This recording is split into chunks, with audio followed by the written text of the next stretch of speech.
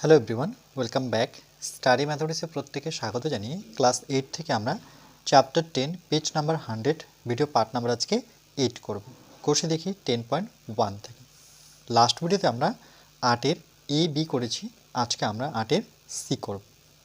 Pump সংখ্যা একক লিখেছি টি, কটি পাম্পের প্রয়োজন তখন আমরা টি ব্যবহার করি। সেচের জমির পরিমাণ, তাহলে অবশ্যই জমি থাকলে একক নিতে হয় বিঘা। তাহলে 6টি পাম্প তো জমি চাষ করে, জমিতে জল দেয় 31.2 বিঘাতে। আর এরকম 13টি যদি পাম্প লাগানো হয় তাহলে কত বিঘা জমিতে জলসেচ করতে পারবে। তাহলে প্রথমে আমরা লিখব গণিতের গল্প, যেহেতু এটা গণিতের গল্প লিখতে বলেছিল, গণিতের গল্প। ওকে, তাহলে আমরা এইভাবে লিখব যে বিমল বলে এক ব্যক্তি নিলাম। তোমরা অমল লিখতে পারো, শ্যামল লিখতে পারো, রাম লিখতে পারো, যে কোনো নাম দিয়ে লিখতে পারো, বন্ধুর নাম লিখতে পারো। ওকে, বিমল বা বিমলের ভাষাটা যতটা পারো বেটার করবে। বিমলের জমিতে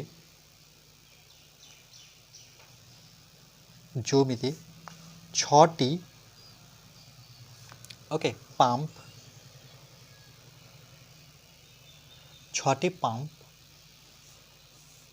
31.2 বিঘা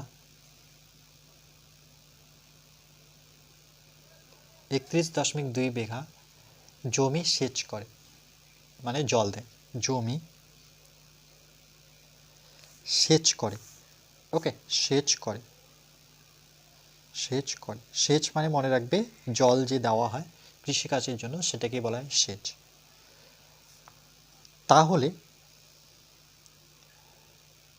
তাহলে অমলের, আমি আরেকটা নাম নিলাম অমলের, বিমল অ্যান্ড অমল রাখলাম। ওকে, তোমরা নাম চেঞ্জ করতে পারো। লিখব যে অমলের 13টি, এই যে দেখো অমলের 13টি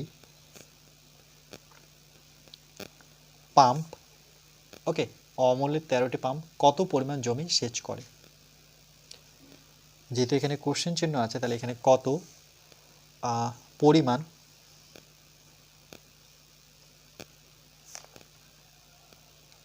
জমি সেচ করে, মানে জল দেয়, সেচ করে। ওকে, তাহলে এখানে লিখব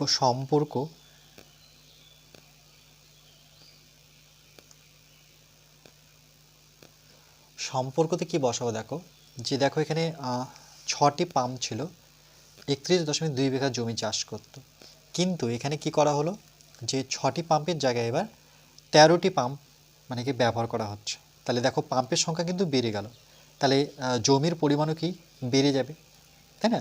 6টি পাম্প দিয়ে 31.2 বিঘা জমিতে সেচ করছে, কিন্তু আমি যখন 13টি পাম্প লাগাবো তাহলে আমার কি হবে, জমির পরিমাণটা কি হবে, বেড়ে যাবে, মানে আমি অনেকগুলো জমিতে সেচ জল দিতে পারবো। তাহলে লিখবো পাম্প সংখ্যা বাড়লে সেচের জমির পরিমাণ কি হবে, বাড়ে। তাহলে লিখবো পাম্প সংখ্যা বাড়লে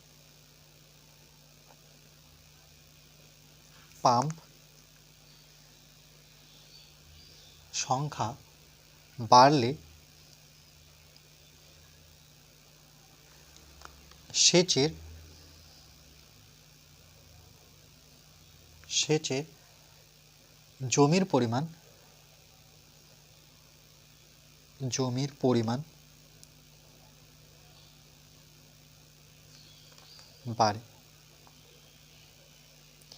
তাহলে দেখো এখানেও বাড়ে আছে, এখানেও বাড়ে আছে, দুদিকে আমরা জানি যে দুদিকে বাড়লে পরে সেটাকে আমরা সরল সম্পর্ক বলে থাকি। দেখো সরল সম্পর্ক দুদিকে বাড়তে পারে নতুবা দুদিকে কমতে পারে, রাইট?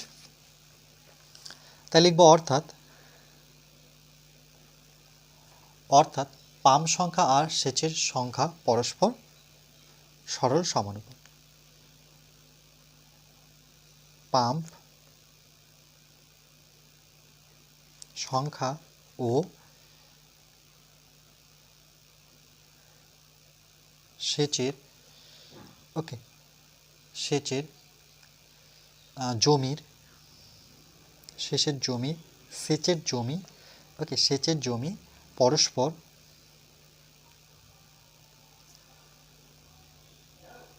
সরল সমানুপাতিক। ওকে, সমানুপাতিক।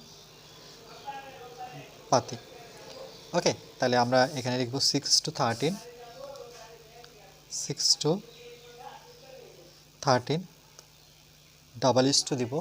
ওকে, এখানে আসতে গেলে আমাকে ডাবল ইস টু দিতে হবে। তাহলে কত বসাবো? 31.2।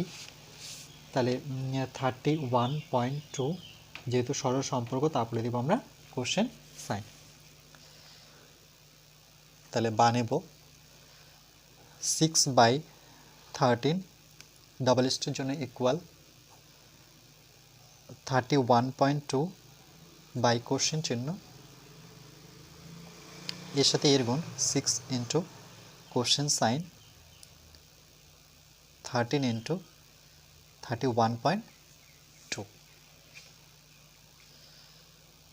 Question sign equal to 13 into 31.2 by 6। Question sign equal to 13 into, এখানে 6 লিখব, ইন্টু দেব, কেন কি আমি দশমিকটা রাখবো না, এই দশমিকের জন্য 1 আর একটা সংখ্যা আছে বলে একটা শূন্য বসাবো। ওকে, তাহলে দেখো এখানে যদি আমরা কাটাকাটি করতে পারি, কাটাকাটি তো যাচ্ছে না, তাই না? তাহলে আমরা এটার সাথে এটা গুণ করে নিই, আর এটাকে কাটাকাটি, এটার সাথে এটা কাটাকাটি যেতে পারে 2 দিয়ে। চলো কেটে নিই। 2 দিয়ে কাটলে পরে 3 দুগুণে 6, এটাকে 2 দিয়ে কাটলে 2 অক্ষ 2, 1 পরে থাকলো 11, মানে 2 ঘর নামাতে পড়লে 5 দুগুণে 10, আবার 1 পরে থাকলো 6 দুগুণে 12। ওকে, আর এটাকে 3 দিয়ে, হ্যাঁ 3 দিয়ে কাটাকাটি করতে পারি। দেখো 3 ঘর নামাতে পড়লে 3 4 12, 3 5 15, 3 ঘর নামাতে পড়লে 3 দুগুণে 6। তাহলে এখানে কোশ্চেন সাইন ইকুয়াল টু, নিচে রয়েছে 10, উপরে রয়েছে 13 ইন্টু 52, রাইট? কোশ্চেন সাইন 13কে আমরা কি করব? 52কে আমরা 13 দিয়ে গুণ করে নেব।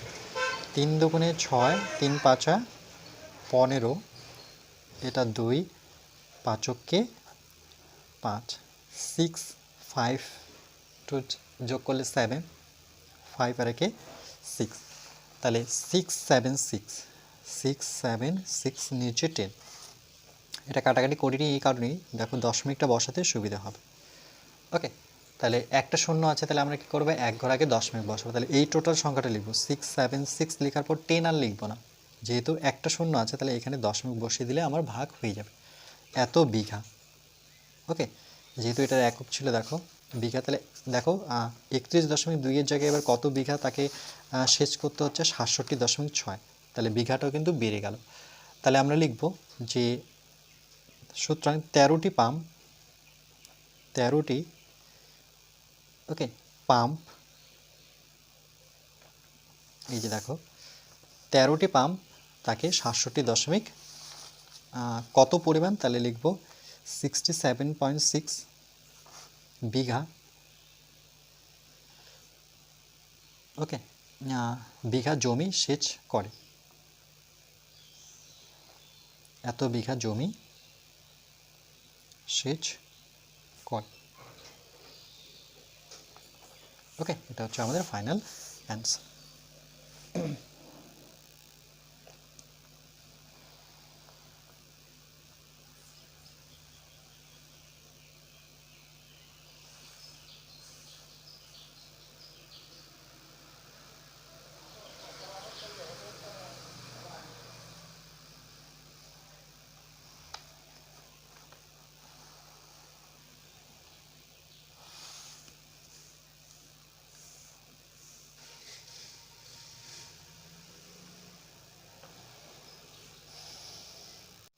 এবার আমরা ডি দাগেরটা করব। প্রতি ছাত্রের দৈনিক বরাদ্দ আর ছাত্র সংখ্যাকে জন একক দিতে হয়, আর এখানে বরাদ্দ দানা শস্য বলতে খাওয়ারের কথা বলেছে, তাহলে এটার একক গ্রাম।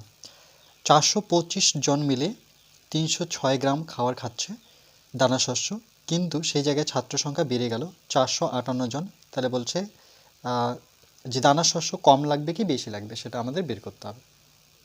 কিন্তু তার আগে বলেছে যে গণিতের গল্প তৈরি করো।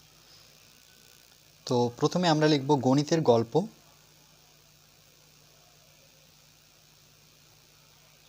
গণিতের গল্প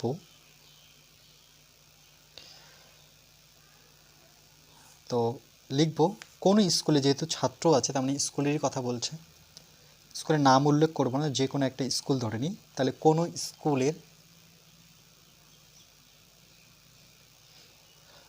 স্কুলের এই দিকটা কিন্তু এবার কোশ্চেন চিহ্ন আছে, তাহলে আমাকে এই দিক থেকে আসতে হবে। 425 জন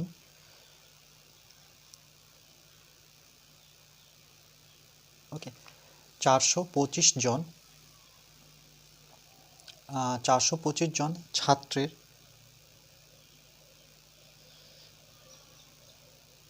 মোট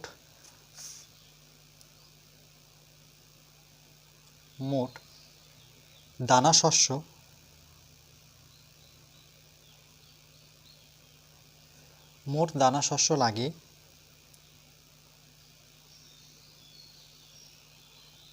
সেটা কত গ্রাম বলেছে? 306 ওকে গ্রাম।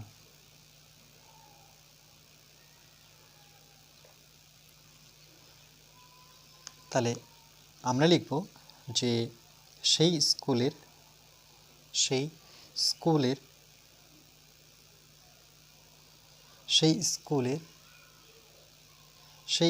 ছাত্র সংখ্যা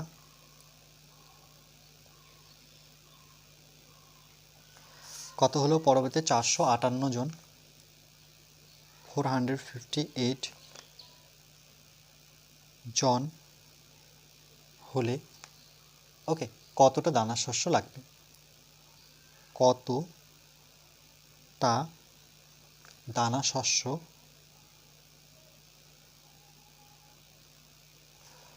শস্য লাগবে? ওকে, এটা হচ্ছে আমাদের গল্প। তাহলে এখানে লিখব পরবর্তীতে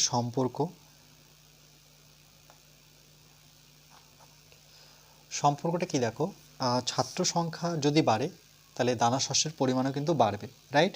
কেন 425 জন মিলে 306 দানা শস্য, তাদের এত গ্রাম লাগে।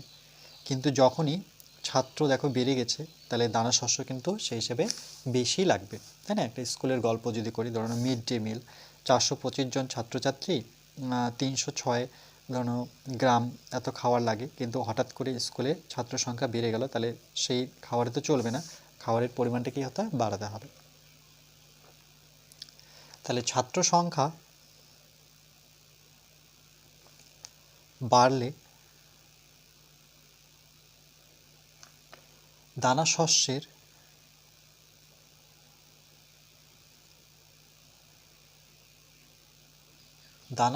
পরিমাণ বাড়ে,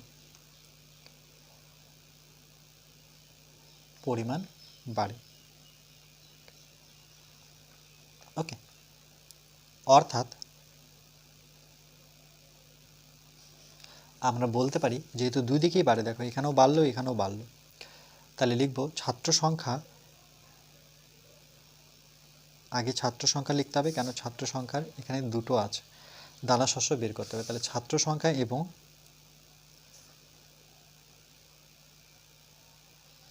দানা শস্য পরস্পর সরল সম্পর্ক, ওকে, এটা আমি রাউন্ড করে দিচ্ছি গোল করে, তাদের বুঝতে পেরেছি, সরল সমানুপাতি,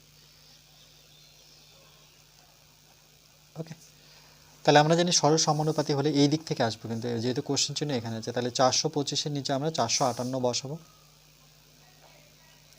এই যে অনুপাত দিয়ে বসাবো, নিচে নয়।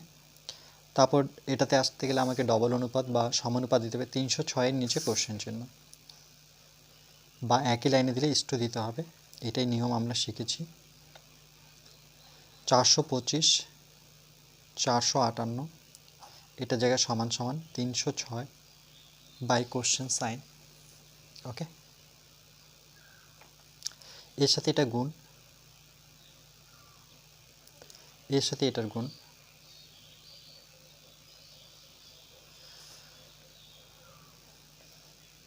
তাহলে কোশ্চেন চিহ্ন ইকুয়াল টু 306 ইন্টু 458 বাই 425, তাহলে দেখো এটাকে যদি আমরা কাটাকাটি করি, তাহলে 5-এর ঘরে নামতা পড়লে না, এটা আসবে না, এটা তো আসবে না। তাহলে আমরা কি করব, এটাকে 3-এর ঘরে নামতা পড়লে এটা আসবে, কিন্তু 3-এর ঘরে নামতা পড়লে এটা 3 অক্ষ 3, 3 4 12, না আসবে না। ওকে, তাহলে 5-এর ঘরে নামতা 5 40, না আসছে না। তাহলে এই ক্ষেত্রে আমরা কি করব, এটা যেহেতু কাটাকাটি যাচ্ছে না, তাহলে 425 এটাকে আমরা গুণ করে নিই। ওকে, তাহলে 458 একে আমরা 306 দ্বারা গুণ করব। 6 × 48 8, হাতে থাকলো 4, 5 6 30, 30 34 4, হাতে থাকলো 3, 4 6 24, 25 26 27, কেটে নেব। 0 দিয়ে এটা শূন্যই হবে, 0 দিয়ে করলে 3টা শূন্যই পাবো। 3 দিয়ে 3 8 24 4, হাতে থাকলো 2, 3 5 15, 16 17, 17 7, হাতে থাকলো 1, 3 4 12 আর একে 13, তাহলে এটা 8 4, 7 4 যোগ করলে পরে 11 1, হাতের 1, তাহলে এটা 7 8 2 10 0, হাতের 1, তাহলে এটা 13-র জায়গায় কত হয়ে যাবে 14, তাহলে 1401, ওকে 48 এটা আসবে। এবার এটাকে আমাকে ভাগ করতে হবে, কোনো অপশনই নেই। 425 140148, চলো আমরা ভাগ করে নিই।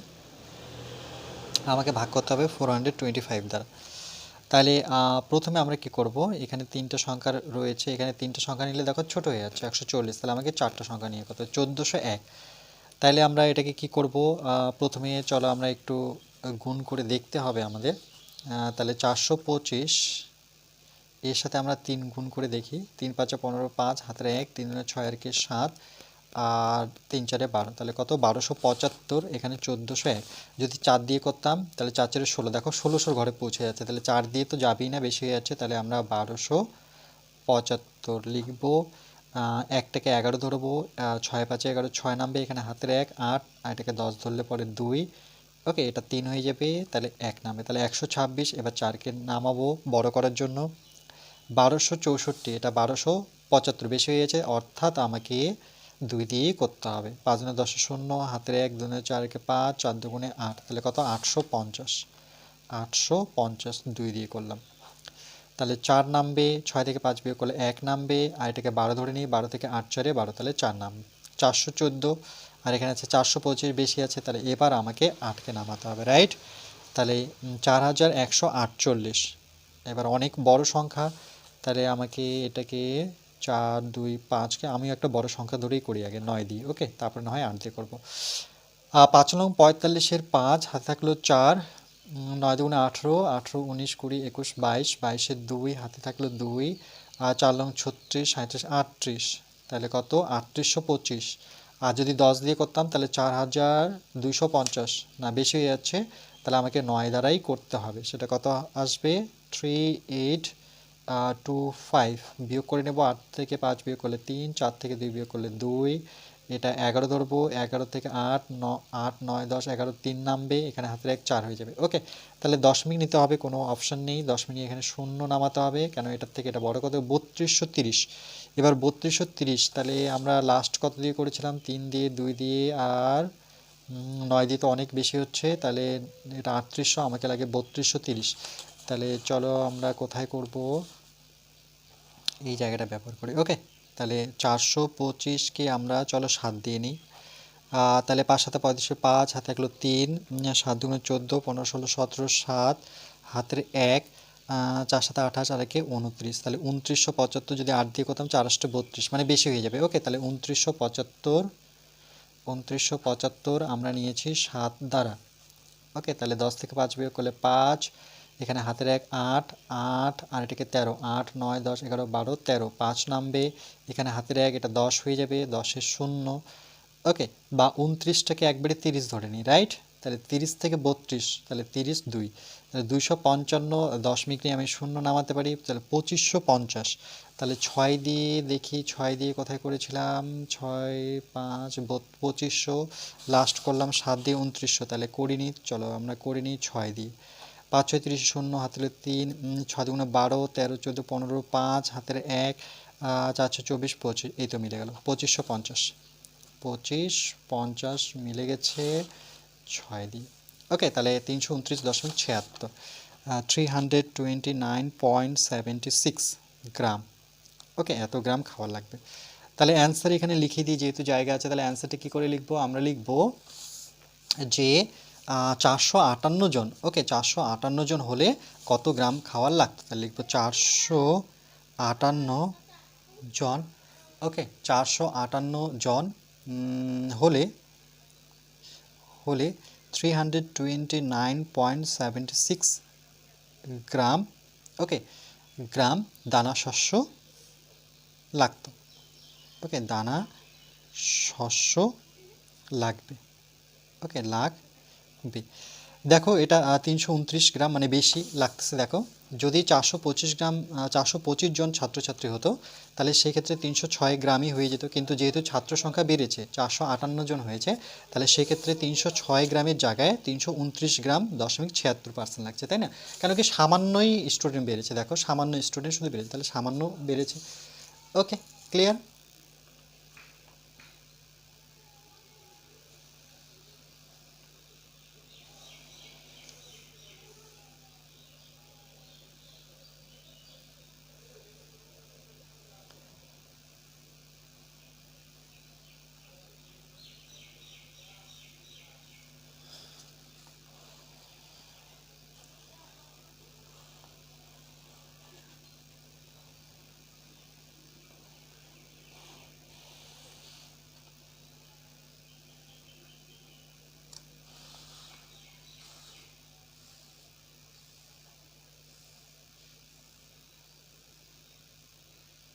ওকে, এরপর আমরা নেক্সট পার্ট নাম্বার 9-এ এটা কোর্সে দেখি 10.1 আমরা কমপ্লিট করে নিলাম। এরপরে আমরা বাকি যে আলোচনাটা আছে সেটা পার্ট 9-এ করব।